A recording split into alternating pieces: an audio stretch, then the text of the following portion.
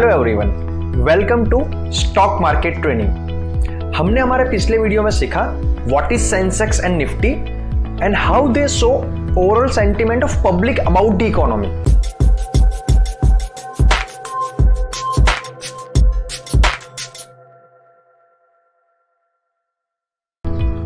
Today's topic is preference shares and equity shares, in which we will cover what is preference share and difference between preference shares and equity shares.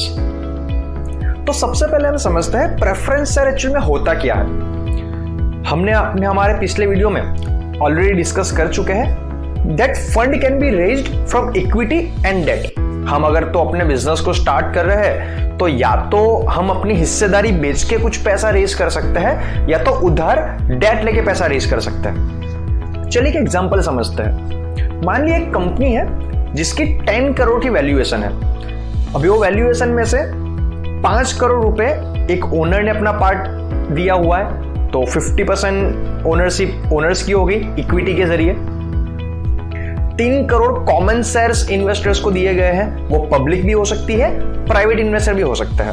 तो 30% ownership हो गई common share holders की, और 2 करोड़ रुपए raise करेंगे preference share investors से, तो 20 crore ownership हो गई प्रेफरेंस शेयर होल्डर्स की। इन अवर एग्जांपल हम ऐसा मान के चलते हैं कि हमारी कंपनी को या तो डेट नहीं मिल सकता है या वो डेट लेना नहीं चाहते हैं, तो उन्होंने जो भी फंड रेज किया है उसके सामने उन्होंने इक्विटी लोगों को दी हुई है, उनको शेयर्स दिए हुए हैं। तो in our case 5 crore owners के थ्रू आए तो 50% शेयर्स उनको मिले।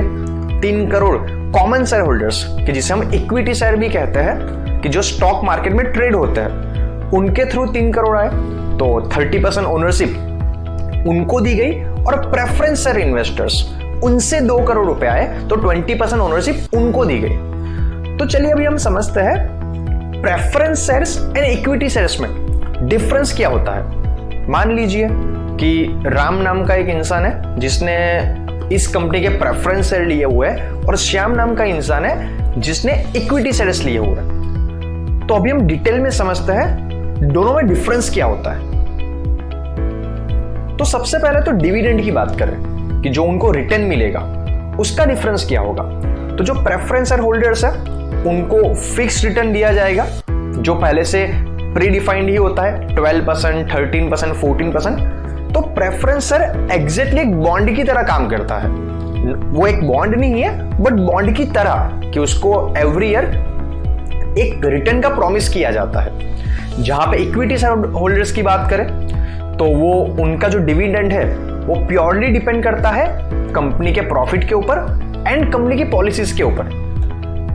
कि अगर उसने जो शेयर लिया हुआ है, मान लो उन्होंने शेयर लिया था 100 रुपए के अंदर, तो उसका मेन प्रॉफिट कैसा है, शेयर प्राइसिंग से। जो उसने 100 रुपए का शेयर लिया था उसकी वैल्यू बढ़ के 120 हो गई तो उसका 20% प्रॉफिट है। और अगर उसकी वैल्यू घट के 80 हो गई तो प्रॉफिट तो दूर की बात है, उसका कैपिटल -20% हो जाएगा। अभी हम ये समझते प्रेफरेंस शेयर को प्रेफरेंस शेयर बोला क्यों जाता है। तो क्योंकि उसके पास प्रेफरेंस राइट होता है,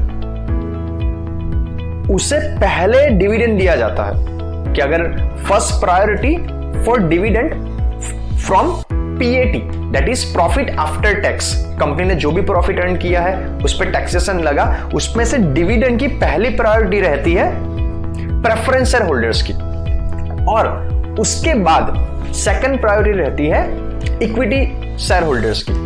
और वो भी डिपेंड करता है, कंपनी अगर डिविडेंड देना चाहती है तो ही देगी, बाकी डिविडेंड दे ऐसा कंपलसरी नहीं है। लेकिन प्रेफरेंस शेयर होल्डर्स के अंदर डिविडेंड उनको मिलना पहले से ही डिसाइड होकर रखा होता है। दूसरा, उसको प्रेफरेंस शेयर क्यों कहा जाता है, अगर तो हमारी कंपनी बैंक करप्ट हो गई, उसको वाइंड अप करनी पड़ गई, तो जो भी उनके एसेट है उसको बेच के सबसे पहले as compare to equity shares पे किया जाएगा प्रेफरेंस शेयर होल्डर्स को। चलो मैं आपको वो भी समझा ही देता हूं कि अगर कंपनी वाइंड अप हुई तो सबसे पहले जो फंड बचेगा उसमें से डेट उधार चुकाया जाएगा, बॉन्ड्स को चुकाया जाएगा। सेकंड प्रायोरिटी रहेगी प्रेफरेंस शेयर होल्डर्स की, और उसके बाद भी अगर कुछ बचा तो दिया जाएगा इक्विटी शेयर होल्डर्स को। तो प्रेफरेंस मिलता है प्रेफरेंस शेयर होल्डर्स को, दैट इज द रीजन उसको प्रेफरेंस शेयर कहा जाता है। Trading in stock market, preference stock market में ट्रेड नहीं होते हैं और इक्विटी शेयर्स स्टॉक मार्केट में ट्रेड होते हैं। अगर शेयर्स की प्राइस की मूवमेंट की बात करें स्टॉक मार्केट की, तो अगर जो भी मूवमेंट होगी उसका प्रेफरेंस शेयर के ऊपर कुछ भी इंपैक्ट नहीं होगा और बल्कि इक्विटी शेयर होल्डर पे डायरेक्टली उसका इंपैक्ट होता है। रिस्क वर्सेस रिटर्न की बात करें तो प्रेफरेंस शेयर में क्योंकि पहले से ही फिक्स डिसाइड किया गया है डिविडेंड को या रिटर्न को, तो रिस्क लोअर है एंड उसको फिक्स रिटर्न मिलेंगे। और in the case of equity shares risk high है, जो हम आगे बहुत बार डिस्कस कर चुके हैं, क्योंकि उस कंपनी इक्विटी शेयर होल्डर का प्रॉफिट डायरेक्टली कंपनी के ग्रोथ के साथ लिंक्ड होता है। अगर कंपनी ग्रो करेगी तो इक्विटी शेयर होल्डर को बेनिफिट मिलेगा, अगर कंपनी ग्रो नहीं करेगी तो उनको बेनिफिट नहीं मिलेगा। तो यहाँ पे हाई रिस्क है, लेकिन डेफिनेटली अगर आपने अच्छी कंपनी में इन्वेस्ट किया है तो हाई रिस्क के साथ हाई रिटर्न के चांसेस भी होते हैं। अगर तो हम वोटिंग राइट की बात करें तो प्रेफरेंस शेयर होल्डर्स को वोटिंग राइट नहीं होता है generally board of directors select करने के अंदर, और वहीं पर इक्विटी शेयर होल्डर्स उस वोटिंग में पार्ट प्ले कर सकते हैं। मैनेजमेंट एंड कंट्रोल की बात करें तो प्रेफरेंस शेयर होल्डर्स का मैनेजमेंट में कुछ भी पार्ट नहीं होता और वहीं पे इक्विटी शेयर होल्डर्स मैनेजमेंट का पार्ट बन सकते हैं अगर वो चाहे तो। ओनरशिप एंड कंट्रोल जैसे हम बात कर चुके हैं कि प्रेफरेंस शेयर होल्डर्स को ओनर्स तो है कंपनी के, बट उनका ओनरशिप और कंट्रोल में कुछ भी पार्ट नहीं होता है। और इक्विटी शेयर होल्डर्स को ओनर होने के साथ साथ वो मैनेजमेंट के अंदर वोटिंग राइट में अपना कंट्रोल भी रख सकते हैं। अभी हम बात करते हैं type of investor. Preference share में ज्यादातर कैसे लोग इन्वेस्ट करते हैं, तो जनरली प्रेफरेंस शेयर हम जैसे जो रिटेल इन्वेस्टर्स हैं वो लोग नहीं ले सकते हैं या नहीं लेते हैं। उसमें ज्यादातर फाइनेंशियल इंस्टीट्यूट्स, वेल्दी इंडिविजुअल्स जिनको हम HNI कहते हैं, high net worth individuals, family offices, उस टाइप के इन्वेस्टर्स रहते हैं। एंड इक्विटी शेयर्स के अंदर institutional investors, mutual fund, pension funds and हमारे जैसे रिटेल इन्वेस्टर्स इक्विटी शेयर्स में इन्वेस्ट करते हैं। अभी हम बात करते हैं एग्जिट ऑप्शन की कि अगर तो वहां से एग्जिट करना है तो क्या क्या ऑप्शन हो सकता है। In the case of preference share, company buyback, preference share को एक सर्टेन टाइम के बाद कंपनी वापस से बाईबैक कर लेती है। और दूसरा ऑप्शन रहता है कन्वर्टेबल टू कॉमन इक्विटी, जो प्रेफरेंस शेयर्स है वो कॉमन इक्विटी में कन्वर्ट हो जाएंगे, जो स्टॉक मार्केट में ट्रेड हो सकते हैं और आपकी एक्सपेक्टेड प्राइस के ऊपर आप उनको स्टॉक एक्सचेंज में सेल कर सकते हो। और in the case of equity shares अगर आपको एग्जिट चाहिए, definitely the first option is stock market. Stock market में आप ट्रेडिंग करके उसको बेच सकते हो। एंड दूसरा ऑप्शन, बहुत बार कंपनी भी उसको बाईबैक कर लेती है, बट ये ऑप्शन कंपलसरी नहीं होता है, वो कंपनी की चॉइस है कि वो इक्विटी शेयर्स को बाईबैक करना चाहती है या नहीं करना चाहती। अभी हम समझते हैं कि कंपनी प्रेफरेंस शेयर और इक्विटी शेयर्स को क्यों लाती है, उसका कारण क्या होता है। तो हम पहले इक्विटी शेयर्स का डिस्कस कर लेते हैं। सबसे पहला कारण होता है to raise capital without debt. बहुत बार ऐसा होता है कि उन्होंने डेट लिया होता है तो ज्यादा डेट वो नहीं ले सकते हैं या बैंक उनको देती नहीं है। इन दिस केस अगर तो उनको फंड की रिक्वायरमेंट है ग्रोथ लाने के लिए तो वो लोग इक्विटी शेयर्स को लॉन्च करेंगे अपनी कंपनी के ग्रोथ के लिए। दूसरा, द सबसे इंपॉर्टेंट जो कारण होता है, they don't have to pay any fixed return to investors.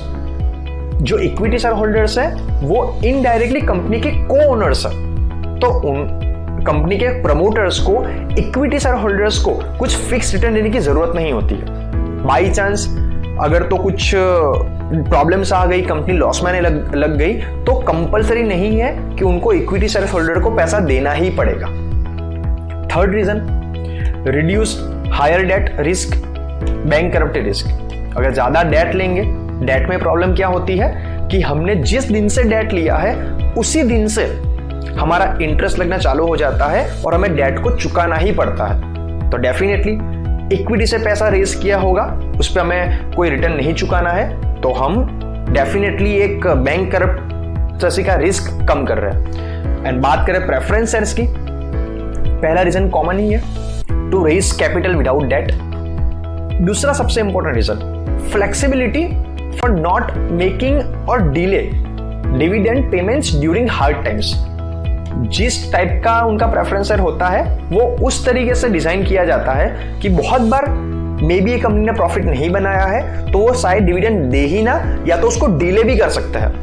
And the third, वो बाईबैक कर सकते हैं प्रेफरेंसर को, और जो ओनरशिप उनकी है वो रिटेन कर सकते हैं। तो आई होप सो इस वीडियो के अंदर इक्विटी शेयर्स और प्रेफरेंसर का जो डिफरेंस होता है वो आपको समझ में आ चुका होगा। तो आज के वीडियो में हमने सीखा प्रेफरेंसर क्यों होता है और उसे प्रेफरेंसर क्यों बोला जाता है, क्योंकि उनको प्रेफरेंस मिलता है as compare to equity share holders.